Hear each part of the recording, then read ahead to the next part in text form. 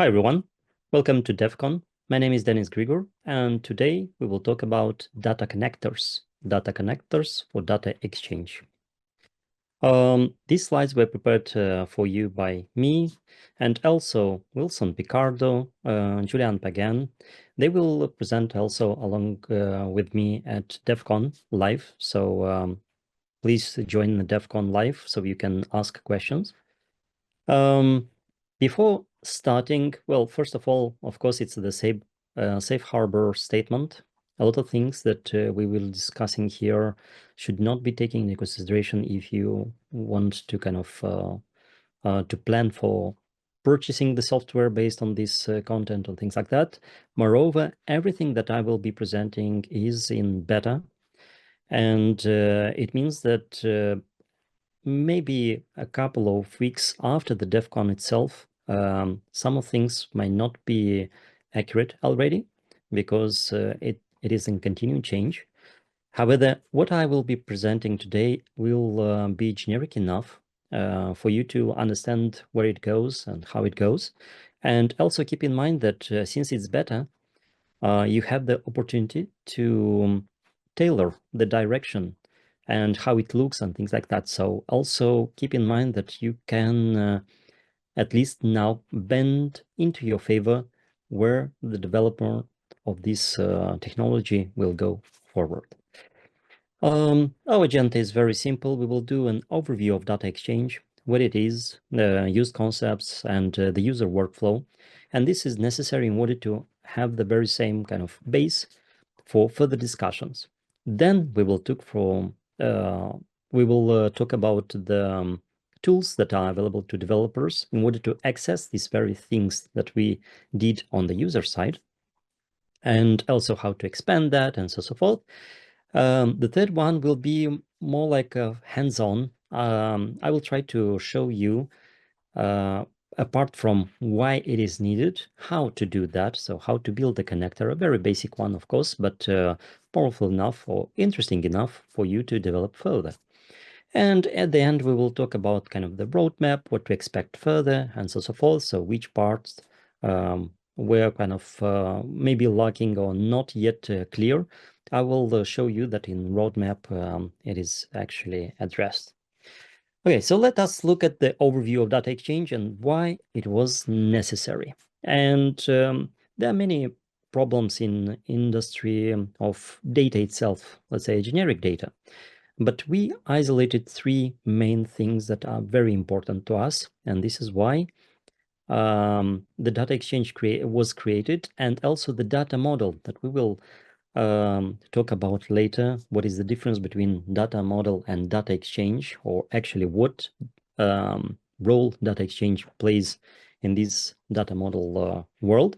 So the very first problem is the diverse ecosystem of tool. Behind this fancy word is actually the problem about how we can store the data, or what data we should store in order to kind of to draw something, or save something, share something, and so forth. A very good example is, let's say, we take a sphere. From a manufacturer point of view, or an application that is tailored toward manufacture, it is interested only in basically four elements: position in space, so X, Y, Z, and the radius. And of course, the materials or lookup, things like that. This is like a secondary. It's important at the very these four things.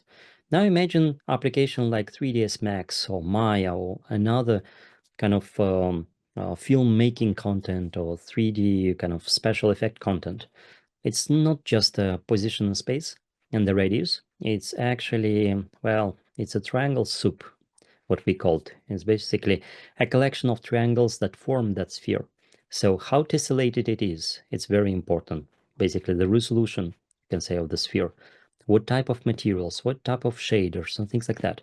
So as you can see, one thing, but in two industries, everyone is interested in very different parts. So how actually we can combine, how can we share a sphere from manufacture to multimedia entertainment world, or vice versa? It is kind of a problem. And the next very important problem is, of course, cross-company workflows. So what I mean is that imagine that you have a Revit model or a building model, if we want to make it more generic, and you want, well, every building has usually windows, and you want to share the windows with the vendor. You don't have, or you don't really want to share the entire building. You are interested in sharing basically the form of the windows, maybe the window socket size and things like that. So everything that is needed for that window manufacturer. He's not interested in rails, stairs, or doors, walls and things like that. He's interested only in the windows. So how can we actually share just a subset of it? And moreover, how can we do that securely? And the third one is also very, very important one is, well, how we manage this kind of continuously progressing project. So we have a building version 1, then a version 2, then a version 3. Then we say like, well, the version 2 was better, and so forth. And now imagine that, mix that with sharing. So you shared with the vendor the version 2, then the version 3 came up. Are you going to share the version 3 or wait for version 4 and so forth? So you see, there are a lot of complexity with version managing and things like that. So the very first important thing is that we want to address all these kind of three in one step. And this is basically the purpose of the data exchange, is to facilitate this transition. I mean, that sharing of models, granular access, I mean that accessing only different parts, and using this kind of model to use it to connect different applications. So we invented the Revit, Rhino to Inventor, and so forth. It doesn't matter. It is important to have a single hub or single source of truth where actually each application can connect. And we will see actually that the connector is this very this very connection to this one source of truth. But in order to do that, the very first step that needed to be done is to go away from the file system. And again, it's important because, well, we have the file system right now. And as I told you before, the versioning is the very first problem, is that copying the files over, sharing the files over, also creating different versions of files and so forth is a problem. And the data model in general, and the data exchange is actually a data model. And you will see later why I'm saying this way. The data model in general is using another approach. It's using as a graph. So a building, this very schematic building, is a graph of nodes, where the node is the entity or the component, depending on what you are used with, and a relationship. So what relationships has this component among each other, sharing the properties and things like that. So basically, if we look at this building, each node is an element, and the dotted line are the relationships. A window is related to a wall is related to a roof, and so forth. So a lot of relationships creating this graph. And the most important thing is that this approach allows us to have a granular access and secure access to different parts of the elements. So for instance, again, going back to that example of vendor for Windows, you can share just the Windows elements, just the window properties, just the window data and things like that without sharing everything else. So it means that kind of you just provide access to these parts of the graph.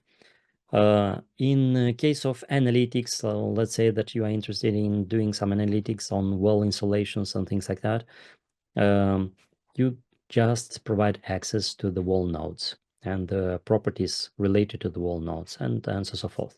So as you can see here, it opens a lot of freedom, and this kind of granular access not only gives you opportunity to access only what you want, but also from the security layer, you can access only or provide access only to elements that are needed, and so forth.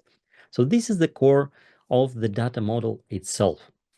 And of course, there is no silver bullet for that because, as I mentioned, you with the sphere, in case of manufacture, so in this case, let's say a fusion application or fusion model, it requires a sphere. So the data model will be tailored toward the manufacturing industry. And this is why we have a manufacture data model. AC, the very same thing, tailored toward the AC industry, and multimedia entertainment is tailored toward the multi-entertainment industry. And the data exchange here plays the role of accessing and getting the subset of that thing. I mean, of that data model. Right now, data exchange is separated data model. So when you are creating an exchange, this is not a subset of something. This is an independent entity or independent data model. But later, when these data models will be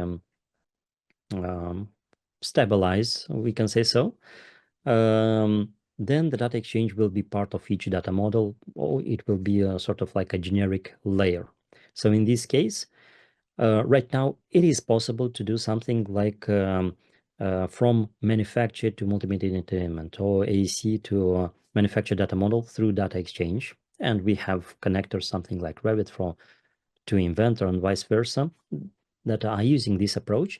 But instead of tapping into the data model, we are creating a separate data model that is,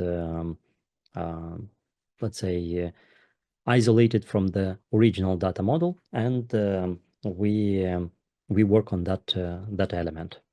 We will see that later in detail when we will talk from the developer perspective. So again, by providing the data model approach, we go away from the imported files from the linked files. Of course, it's not a kind of sudden change. It will take some time, but we are on the road of getting rid of file formats, file-based approach, and so forth. And as you can see, it provides a lot of benefits, and especially when it comes to sharing when it comes to kind of syncing the data, providing access, and so forth. So it's a very, very, very kind of nice approach, and we think that this is the future.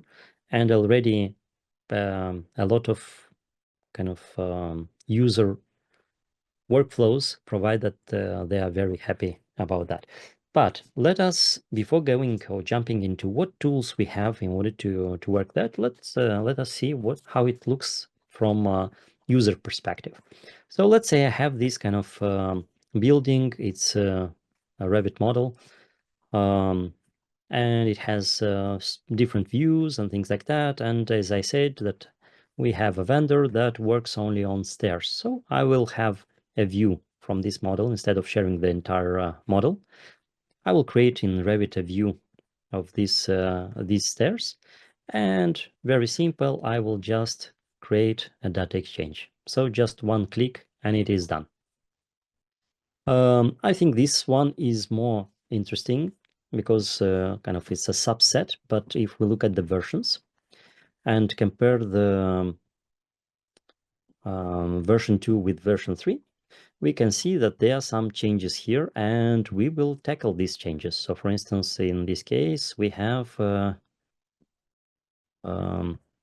as we can see from in version 2, it was just a door, and we added some windows here. And we will see how it looks from exchange perspective, because we created an exchange from this this model, again, using the very workflow. An exchange was created. So in this case, it is this very exchange that it's still kind of created.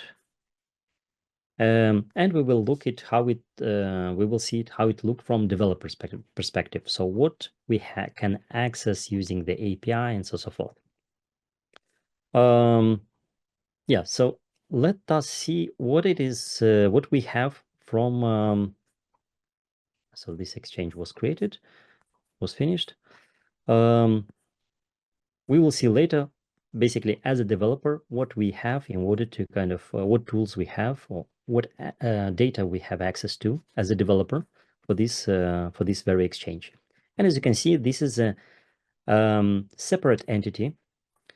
It is 0 bytes because this is not a file. This is a pointer to a graph.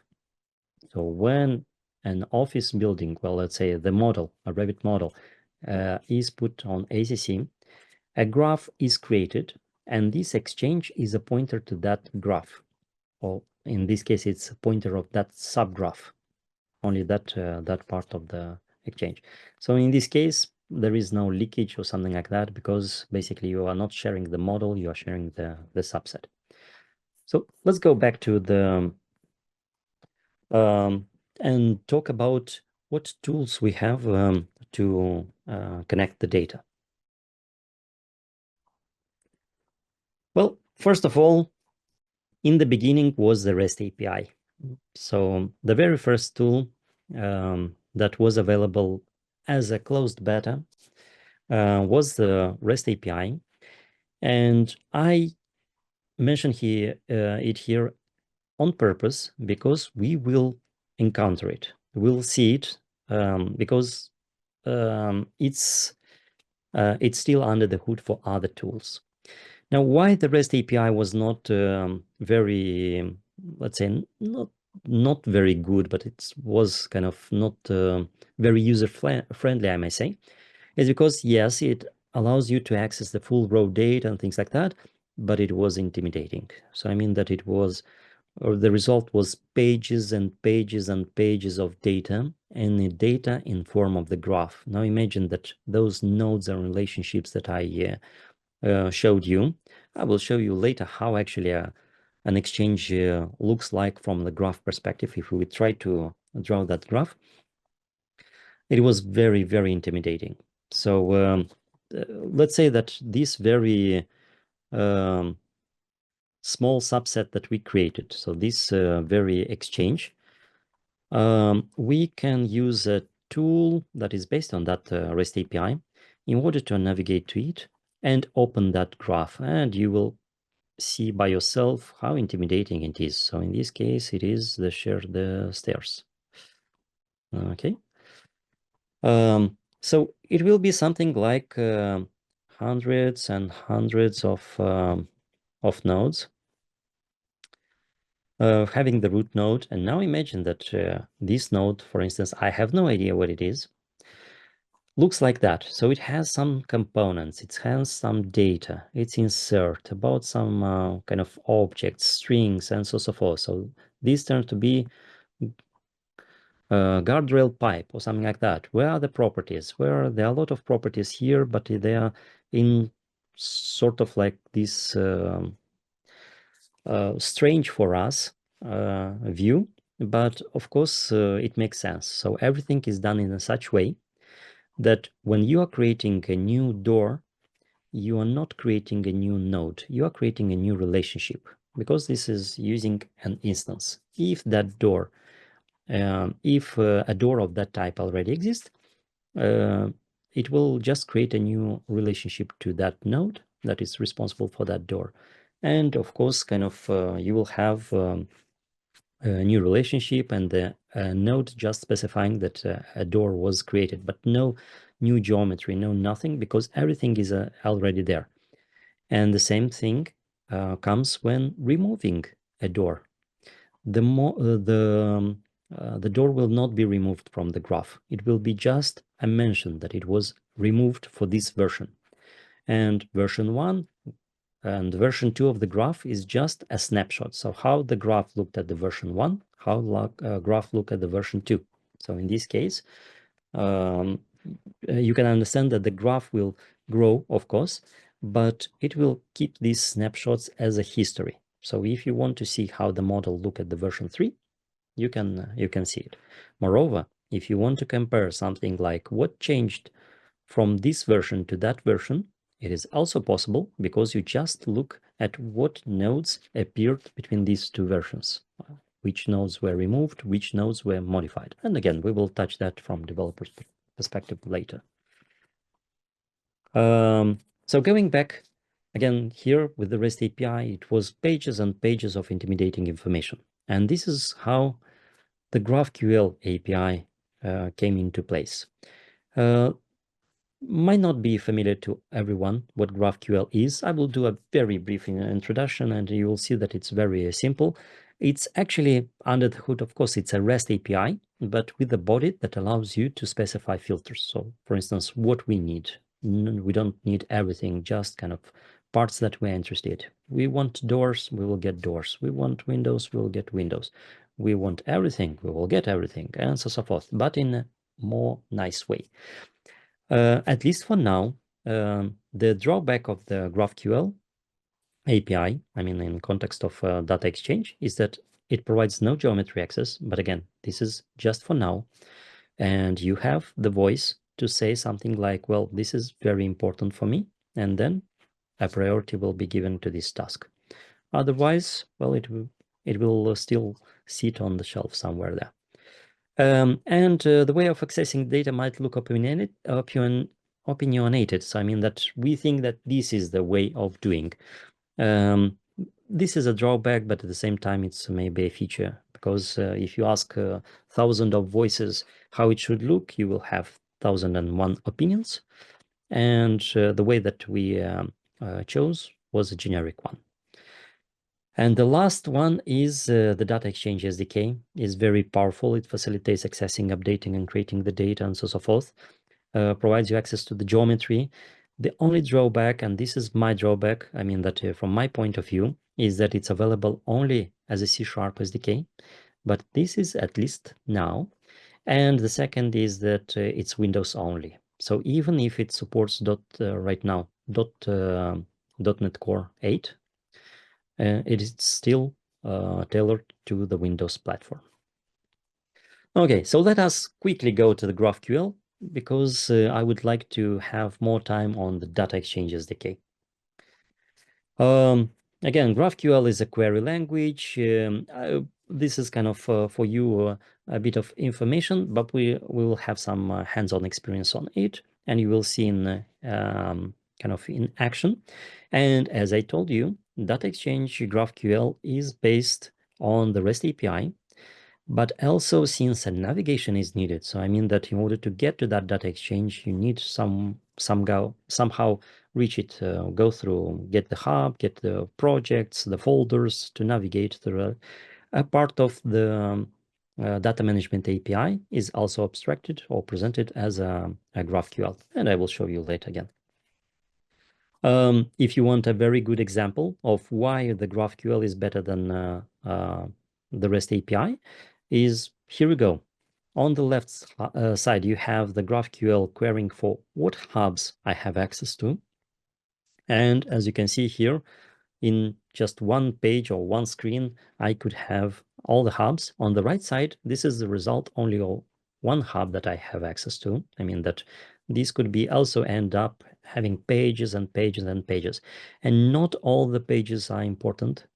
I mean that all the information is important for me. Of course, you can say like, okay, but on the left side, I cannot see the region. Well, if you want to see the region, you can ask for it. And again, we will see it later. But just to give you an impression that the GraphQL API approach provide you a very compact results and only the things that you need. And the query is very easy to learn. So this is just an illustration. This is not a real query, but I mean that it allows you to do something like, okay, give me the elements that are of type of window and give me the name of it as a result and the properties I'm interested in, width, height, and file rating, or things like that. And we'll see that this is possible with our API. So let us quickly go to GraphQL demo. Just an illustration. So the very first call, of course, will be the hubs. And as I mentioned, if you are interested, like, okay, but how about the region? Oh, no problem. We can say the region. Okay, or ask the region. Send the query, and we will also get the regions for each hub. Now the question, of course, the obvious one is like, how do I know that this region thing exists? Well, there is official documentation about the query. So if we look here in the hubs, it can specify kind of what results you have. You can what fields you can expect in these results. But a better tool is what we called well, it's called Voyager. And as you can see here, these are the calls that I can do. So for instance, if I'm asking for the hubs, in the hub result, what I can get, I can ask for ID, name, and region. Moreover, I can ask for projects. And what the project will give me is ID, name, hub, and folders. And I can ask for the folder and so forth. But this could be kind of complicated. This is why we encourage to do it as a separate call. The very first call will be kind of getting the hubs. And here we can see the results, all the hubs that I have access to. And of course, the question is that, well, but I'm missing the region information. There is no problem. We can add here the region field and say something like, I'm interested in the region field also. So I have it here in the results.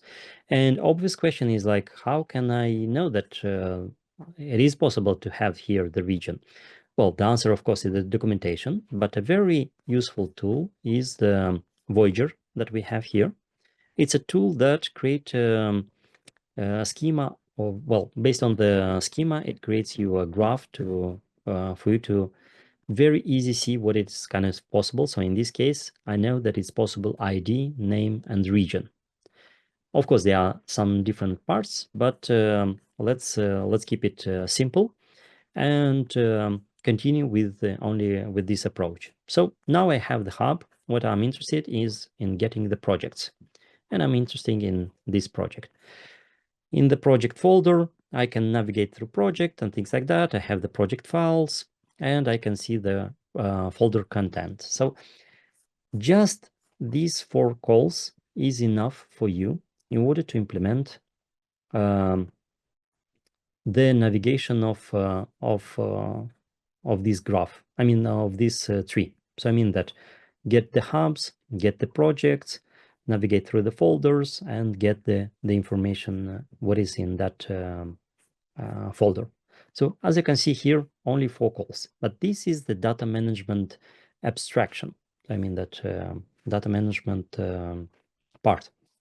Now, what we are interested is in these exchanges that are in my folder.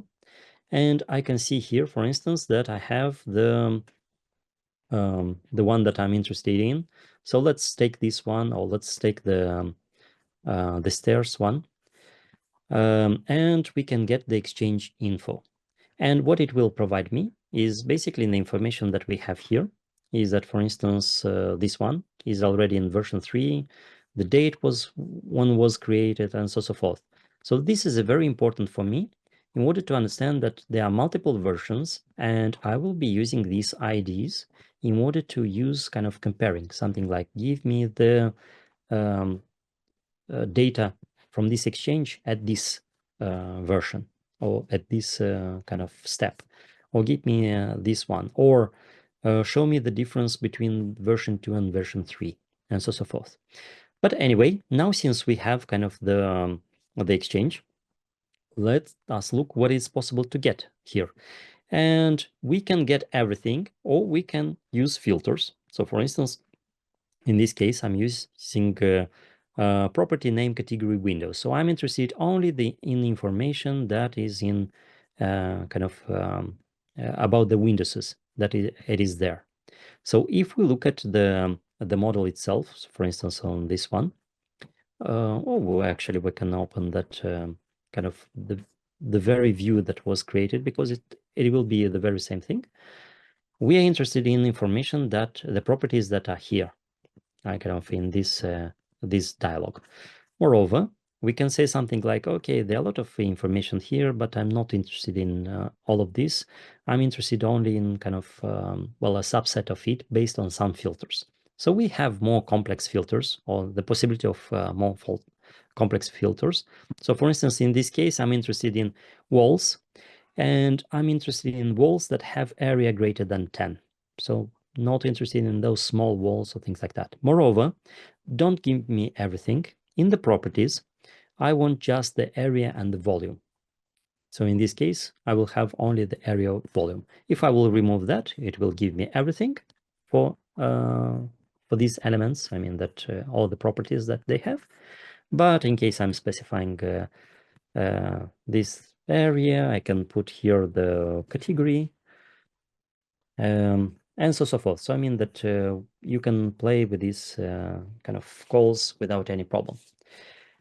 And you see already right now, you can create a connector, let's say to something like analytical software that just drags this information and use it for its purpose. Moreover, in connection with the webhook API, you can be notified that a version was created, a new version of Exchange was created, and it will drag the either the latest version, or it could drag only the deltas. So I mean that the exchange. So in this case, for instance, I'm doing the query and using here as shortcut latest -1 to latest. So I mean that give me every element that changed from the latest to the previous one.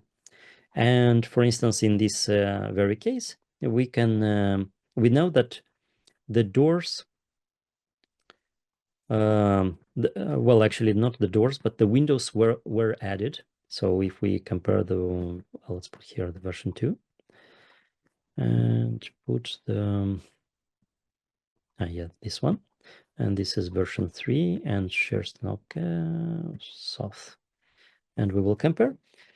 This is the information that we have, is that, of course, the volume of the wall changed. And this one also changed because 2 doors were added and 3 windows were added also. So as you can see here, we know from this graphical representation that something changed, but from call, we can see that, for instance, in this case, this is a door was inserted because I'm interested in that information. And let's go to the, this is inserted. Let's go to the walls. Yeah, and by the way, as you can see here, you get more information that that from that graphical representation, because we have other connected elements that were modified or inserted. So in this case, for instance, the slab edge was modified. The inserted, it means that these were kind of the new elements. So this was modified and so forth. So a lot of things were modified. I can even filter and say something like, okay, show me only the modified one, and so forth. Anyway, so as you can see here, you can get not only all the information, but you can do some filtering in order to filter down only for information that you need. Moreover, the most important thing that GraphQL API allows you, and the REST API doesn't allow you yet, is to create the exchanges. So what I was showing you about the manual way of creating it through ACC, something like I'm going to this one, this model, and say something like I want to create an exchange from this part. This can be automated using the GraphQL approach, where you are specifying kind of the source file ID, so the Revit file, how you want to be named, what is the folder that you want to put it, and what is the view name that you want to which view you want to use as a source. So in case of the Revit file, it's not enough only to specify the file, but also what is the source of that file. And we can take this one, put it here and check the status, because as you can see, yes, that part appeared, so my automated exchange, but it's still in progress. And at least for now, of course, by doing the polling, you can see that it's completed. So it means that in this case, it was already done. And we can kind of look at it. Again, this opens the doors for another kind of workflow where you automate doing something like, okay, I have a folder. Anytime when I'm dropping a Revit file, iterate through the views, and for each view, create me an exchange. That exchange will go to, let's say, Windows vendor. That exchange will go to another vendor. Information about the walls will go to analytics, and so forth. So as you can see, kind of it is very powerful, and it's still in beta. I mean that it's not yet finished. Anyway, so let's go back to our presentation. I hope that you found that interesting, but the SDK will be even more powerful. However, keep in mind that it's not something like GraphQL API versus Data Exchange SDK. They both work together. Some parts are easy to do in GraphQL, some parts are easy to do in Data Exchange. Moreover, as I was mentioning about the limitation around the Windows only and things like that, the GraphQL is very powerful if you want to create your own connector for Power BI. I'm not sure if you are familiar with Microsoft Fabric, which I could say it's something like a backend for the Power BI. And in Microsoft Fabric, you can call code in Python using the Python notebook. So basically, you can say something like, okay, this is the API that I have. Microsoft Fabric allows me to call this GraphQL API. I gather this data, arrange in a table as I need, and feed it to the Power BI in order to create reports. And this is possible using kind of the GraphQL part.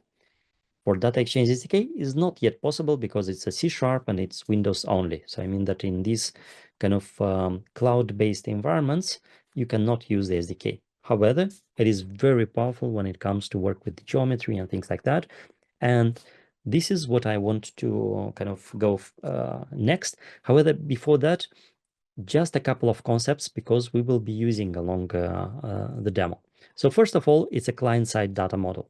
What it means by that is that it is not that you are connecting to Data Exchange service. No, it will create a client, a local one, will fetch all the data that are there and present you into kind of a very nice way.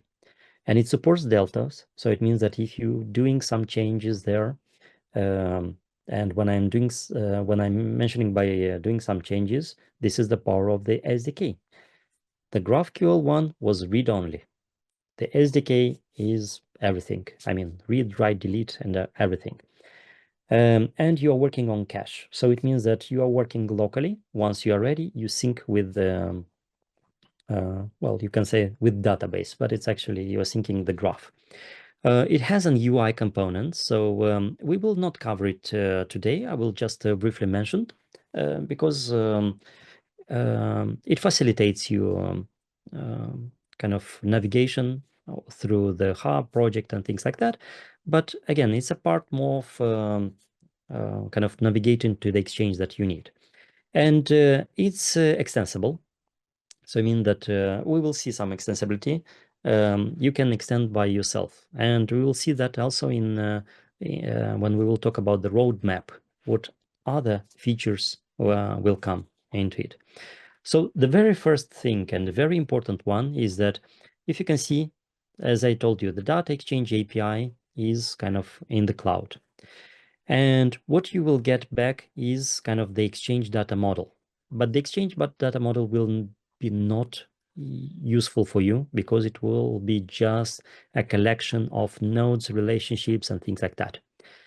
The Exchange data model is using kind of is writing, creating kind of paginated queries and things like that. So abstracts from you all this pagination.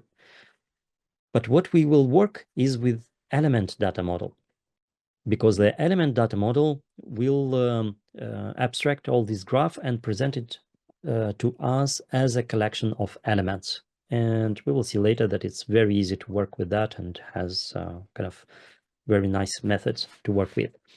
And I mentioned that before, but we will see it in action when you have an element, in this case a wall, and you create another wall or another element. You basically are just creating a new reference to it. So you're not re-uploading the geometry, you are not re-uploading the properties or things like that. You will just reference the very same property. And an element has a structure, very simple one. On one hand, it has geometry that could be B-rep, mesh, or primitives. So I mean that curves, lines, and things like that. Today we will work with the B-reps, and it has instance parameters. Well, actually, it has instance parameters, but also it has a type parameters. So for instance, if you say something like this wall is of this type or these type parameters, it will apply to all the walls of this type. So in this case, to not duplicate the information. Again, it's a graph, so we can just create relationships. Again, we will work with the custom parameters today.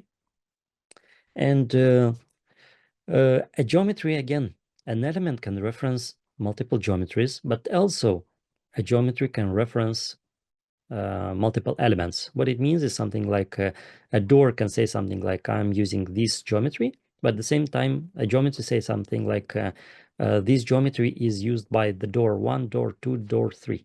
And it's very easy for filtering when you're saying something like, okay, give me all the elements that use this geometry in order to isolate and things like that. So let us quickly go into how to build a connector.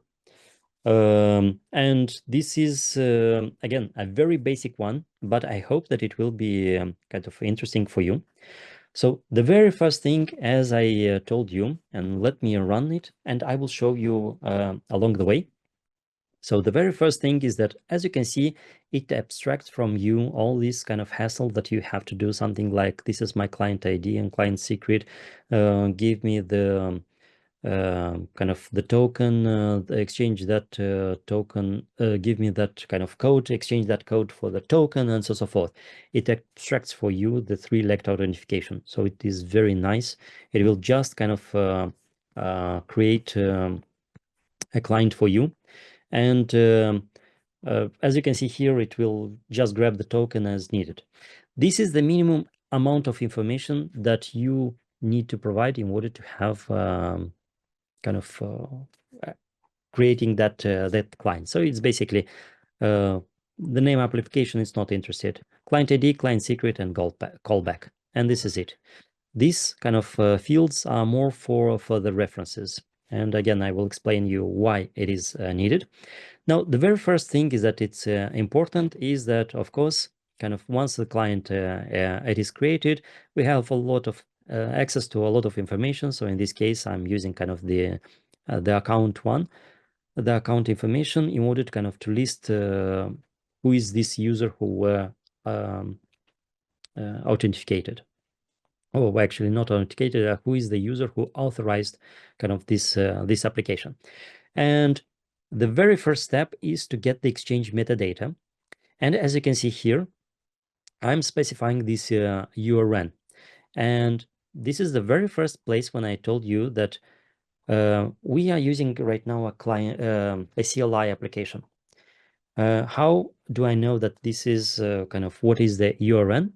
Well, we can look at the GraphQL if this is more familiar to us, and say something like, okay, so I'm interested in this one. What is kind of, well, the exchange info? What is the kind of URN of this file? This is the URN of this file. Okay, so I will be working with it. There is UI component of the SDK that allows you to do this graphically, but as you can see here, I'm trying to show you how you can create something like it's headless, so automated. Okay, so the next step that it's important that we get the exchange details.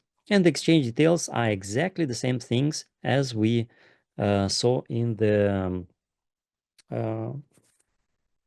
using the GraphQL API. So basically display name, file version, folder, and so forth. So in which folder it is, and so forth. So as you can see here, this is kind of very, very simple and very we have a lot of information. Now, the next step once we have the exchange identifier and so forth, we specify that we want to create a local version of the exchange data. And this is exactly the place when I was telling you that it basically copies locally the data model that was there. And you could technically use this kind of exchange data, but it's daunting. Oh my God, this one is just an array of something, and you have no idea what its nodes, its kind of relationships and things like that, because it has its own logic. And you have a lot of things here that has to be kind of navigated and things like that. You could find it way, but no, the SDK allows you to abstract this and create a data model, an element data model. And in this case, the data model is very simple. Yes, of course, it's also, how to say, yeah, the data model. It also contains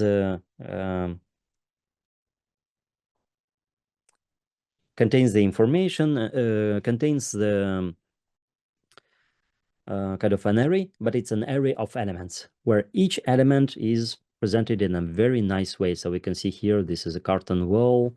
It has instance parameters, so I can see what parameters it has and things like that. So it's very nice. And as you can see here, we can say something like, okay, out of all this data model, give me only the wall elements. And what I'm looking here is basically I'm looking just for category. If the category in this case is a wall, well, walls, then give me that category. And as you can see here, I can iterate through it and go through parameters and things like that, and just present a list of parameters for each element that I'm interested in. So in this case, it's just all the walls. I have kind of listed all the parameters. Moreover, I can also say something like, okay, apart from the parameters, I would be interested to have access to the geometry. And you can download the geometry. In this case, I'm just specifying something like, okay, download me the kind of the geometry and tell me the path where actually you downloaded it. And it will be a step file. So it will be some in form of this one as a step file. And I can use it further, or I can even use it in order to create my own exchange from the scratch. So for instance, in next workflow, what we will do is that, okay, I'm interested in this item. I know it's a wall and I want its geometry. And well, actually I have the geometry already downloaded and put it here in step file just for you to see. And this is the wall that I'm interested in at version 3, and this was at the version 1. So you can see the difference. But just by having this line, you say something like, okay, give me kind of this element as a step file. Of course, the API is richer. You can say something like, give me as a mesh also. And moreover, it's even richer. You can say something like, give me the geometry of this element at the version 1, and it will provide you kind of that version. But let us see what it takes to create an empty or an exchange from scratch. So all what I showed you by now is very quickly how to get access to an exchange, retrieve the information, and retrieve the model, the geometry, either the entire model or just by parts, by specifying the parts.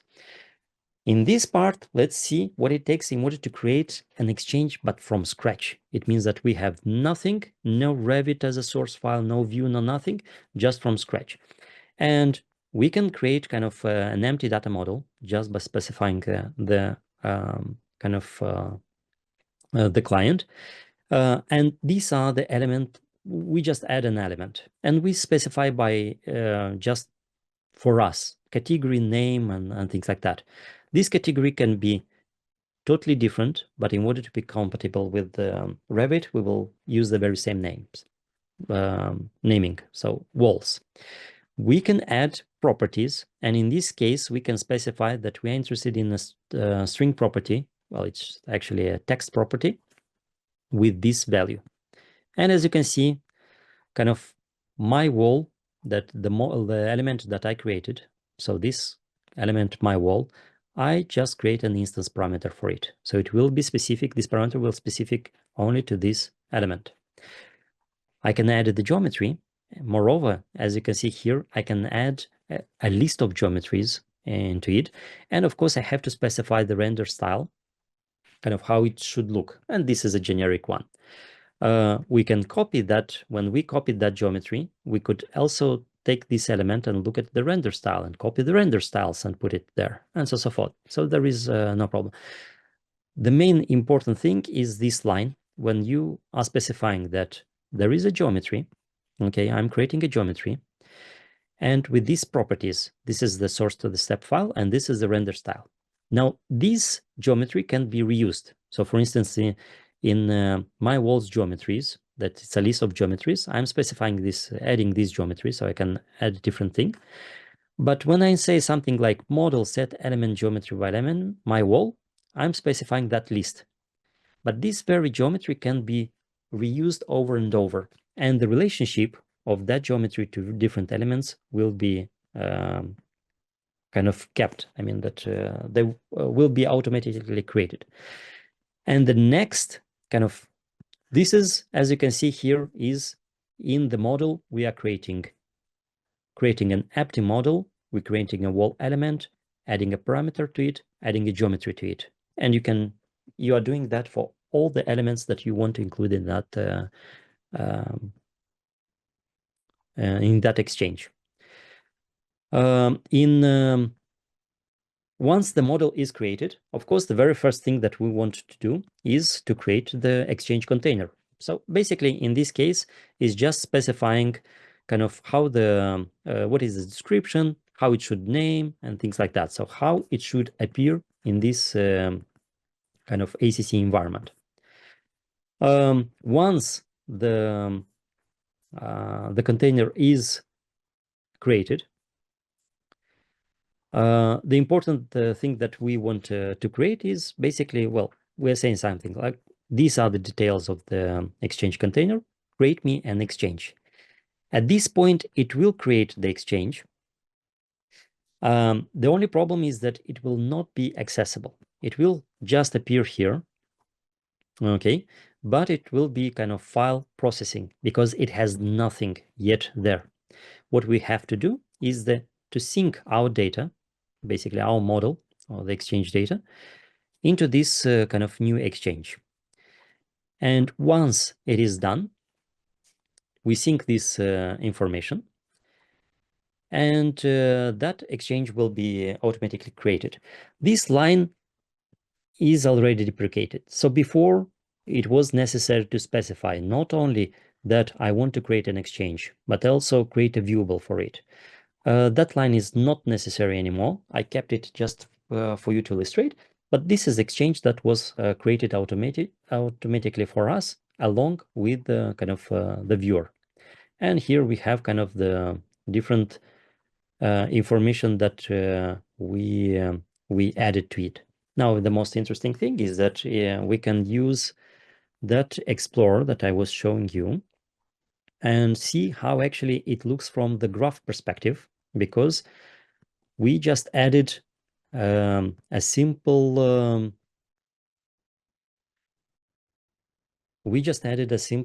kind of wall, a property and the geometry. But from the graph perspective, this one looks like that. So it means that we have the root, we have something here. I have no idea what it is, but we can see from the, so this is a render style that we have. This could be the kind of the geometry. And as you can see here, there is a kind of relationship between different elements. So only by adding that thing was abstracted for us and creating this model that looks like that. And that's it. So it means that our exchange was created. Now imagine one thing, and one thing to keep in mind. We have this exchange. This exchange we can read using the SDK, but we cannot modify it because we are not the owner of this exchange. The owner of this exchange is the ACC.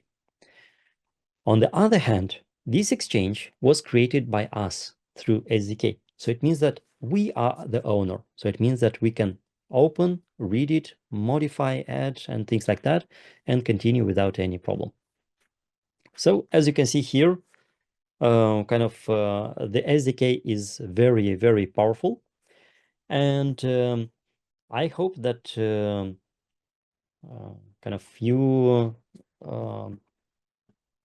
you find it interesting enough in order to start by yourself. And what I illustrated is just the core. So I mean that this is the minimum necessary that is needed, but this is the core thing that basically you just have to grow up with different features. These steps that I've showed you, you will be using over and over for different elements and things like that.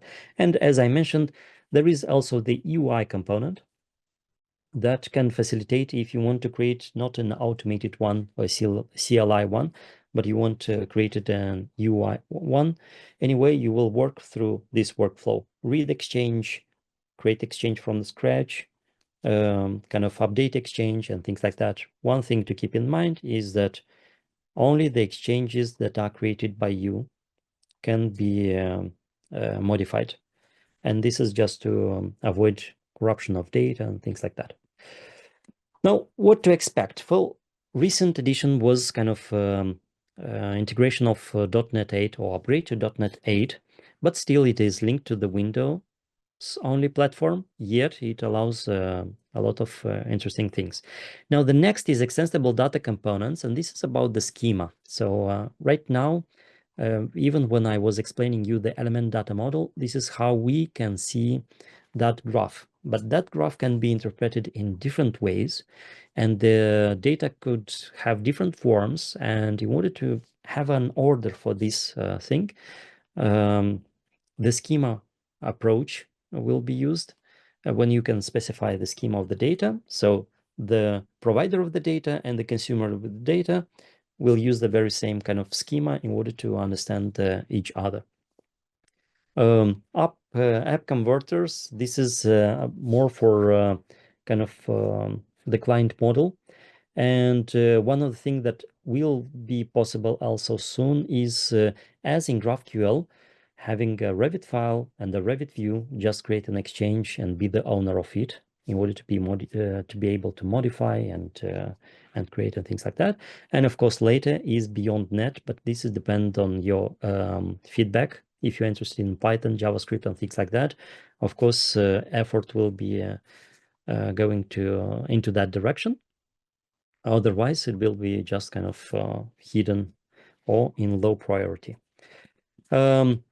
And of course, we have something like new releases always about different connectors. So a connector itself is the one that allows you not only to connect to data exchange, but also a connector could be bilateral. So I mean that an application A will use a connector to write the exchange, and application B will have a connector to read from the exchange.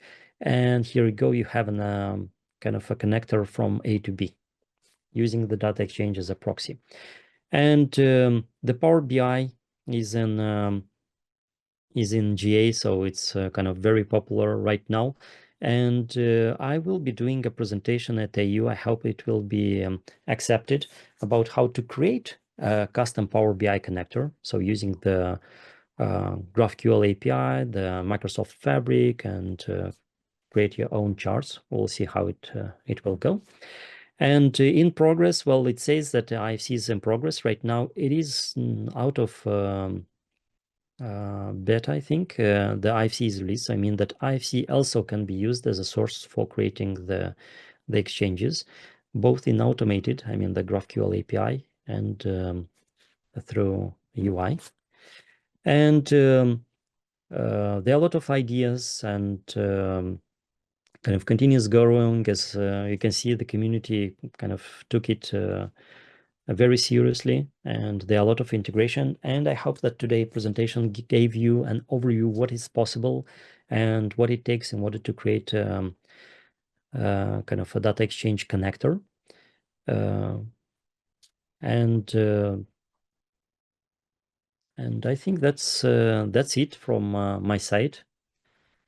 I hope again that you found this inspiring. And the last warning is that what I showed you is the version 5.4.2, but by AU I think that we are close to have the version 6 of the SDK. So there were some breaking changes, but at the core the workflow stays the similar. It will be just adding new feature. Again, thank you for your attention. Good luck.